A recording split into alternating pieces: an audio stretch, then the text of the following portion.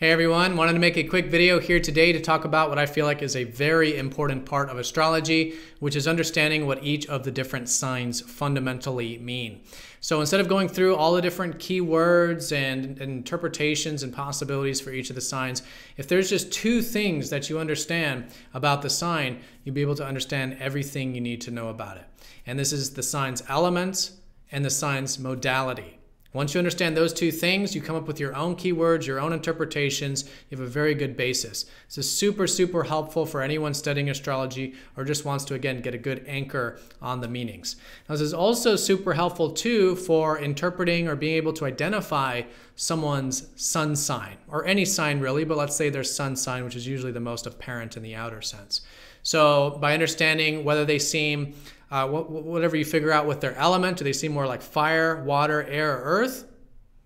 And then once you have that narrowed down, what is their modality? Do they seem fixed? Do they seem flexible and adaptive? Or do they seem like they want a specific outcome? Right? Once you get those two things, you can identify exactly what someone's sign is. So let's go and take a look at this. I've got a table that I'll show you here. Actually, let's go ahead and go to it now. So here is the table, which is simplifying this whole process. We have step one, which is figuring out, let's say we're trying to identify someone's sun sign. Let's say it's a coworker. We're trying to figure out their sun sign. Well, step one is to say, okay, what are they fueled by? What fuels them?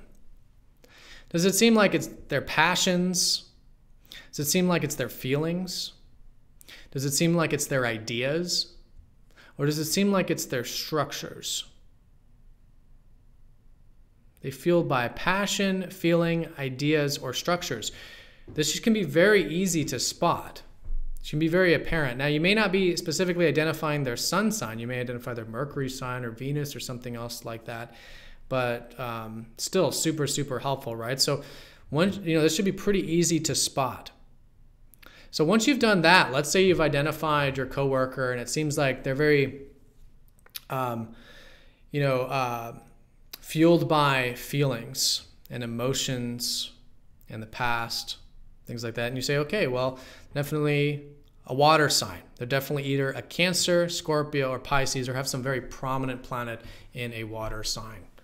So there you go. You've narrowed it down to 3 possibilities. You don't need to go into all the different keywords and all that because it can be confusing because you might say, oh, this person seems a little bit like an Aquarius, but they seem a little bit like a Cancer, or those are very different. But let's say they seem a little bit like a Capricorn and a Cancer, and then there's a little bit of Taurus, and you're not sure. Well, if you just simplify and say, okay, what are they fueled by? Well, if you can identify as feelings, then you know it's Cancer, Scorpio, Pisces. So that's step one. Very, very simple. Then step 2 is to figure out what is their modality. What is their modality? And the 3 keywords I've come up with, which I feel like really simplify what the modalities mean, is determined, rigid, and flexible. Okay, so the 3 modalities are cardinal, fixed, and mutable. You have your cardinal signs, your fixed signs, and your mutable signs.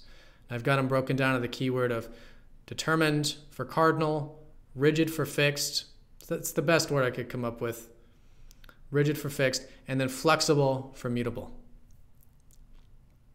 So then the next question is, okay, if we've identified they're definitely fueled by feelings, we know that they're a water sign. Well, the next question is, okay, do they seem determined? In other words, do they want a specific outcome? That would be the next question. So are they determined about these feelings? Do they seem determined about the feelings? Are they trying to derive some outcome from those feelings? If so, they're a Cancer. Or let's say, do they seem very rigid with those feelings? Fixed, there is no outcome. They want no outcome. They're already self-contained. They have what they need. They're not striving towards any type of external outcome with the feelings. If so, more than likely, they're Scorpio. So the next question is are they rigid? Do they seem rigid? And the next question would be, do they seem flexible? Do they have multiple outcomes with feelings? Does it feel like the feelings is dispersed? Do they seem movable multiple outcomes? Are they flexible? If so, they're more than likely a Pisces. You see how simple that is? Super, super easy. And then, like I was saying, for those of you wanting to, are studying astrology or want to know more about the signs, it's not so much about memorizing all those keywords. It's just about understanding the two components, the element and the modality of that sign. Once you've done that, you create your own keywords, your own interpretations, which is really what astrology is about, because these signs, they're not meant to be put into boxes. I mean, it's funny because this is all a box, but they're not meant to be put into boxes in the sense of like Pisces is about receptivity and intuition and creativity. Yeah, it's all true, but that's not really understanding what the fundamental of Pisces is. We have to really, like, this is an art. Astrology is an art in the sense that we really do have to feel what the fundamental is of that sign. What does it feel like to be a Pisces? What does Pisces energy feel like? What is it like? And to be with that energy, and then from there be able to, come up with keywords to be able to obviously describe it practically. But you see, it's not getting into the keywords to describe the essence. It's getting to the essence first and then having our own keywords and interpretations and things. So this is what this table's meant to be used for. So let's say you did want to know more about Pisces, like you hear the sign and you're like, I always wondered what Pisces is like, and you're learning about Pisces or whatever.